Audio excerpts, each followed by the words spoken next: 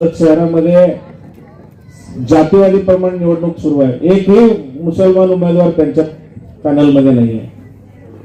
याच्यावर तिथंच दिसून येत आहे की हा पूर्णपणे जातीवादी पक्ष आणि जातीवादी विचारांना त्यांनी काम करत असं दिसून येतं.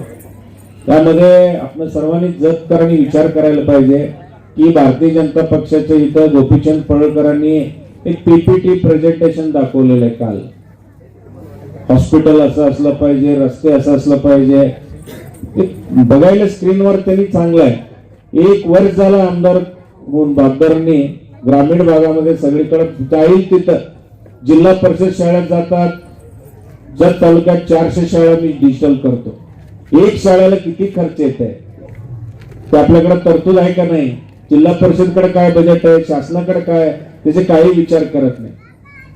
आणि 29 गावाला मी पाणी पुरवठा स्वतंत्र करतो. जिल्हा परिषद निवडणुकीच्या आता या नगर परिषदच्या आचारसंहितेच्या आधी त्यांनी सगळ्या लोकांना, सरपंच लोकांना मुंबईला नेले, त्याचे काही पदरात पडलं नाही.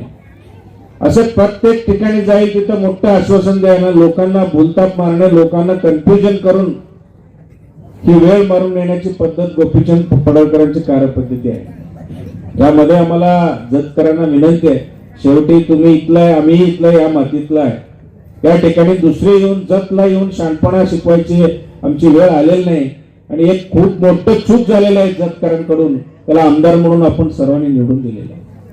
त्यामध्ये तुम्हाला मी विनंती करतो, जाईल तिथं जतचे अमुक करू तमुक करू, यांना फोन जोडून द्या, मोबाईलवर बोलणं करून द्या. फक्त एकच विचार मी मांडणार आहे. 1 वर्ष झालं जत तालुक्यामध्ये ग्रामीण भागामध्ये अगदी जत तालुका देवभूमी आहे म्हणून काल मोठा आवाज काढून सांगत होते. ब वर्गात केलो, इथं केलो, तिथं केलो, 300 कोटी 200 कोटी 500 कोटी, काय आकडा काय इथंच लिहून ठेवण्यासारखं बजेट इथंच होतं जतमध्ये असं त्यांनी मांडतात.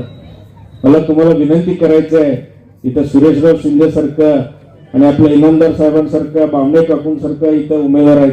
आणि खूप 50 वर्ष या तालुक्यामध्ये ग्रामीण भागात काय, शहरी भागात काय, सर्व सामाजिक समतोल काय, असे एक अनुभव असलेले आपल्याकडे एक नेता आहे, जगताप साहेब आहेत. कुठल्या तरी भोटाच्या नादाला तुम्ही लागू नका. Press the bell icon on the YouTube app and never miss another update.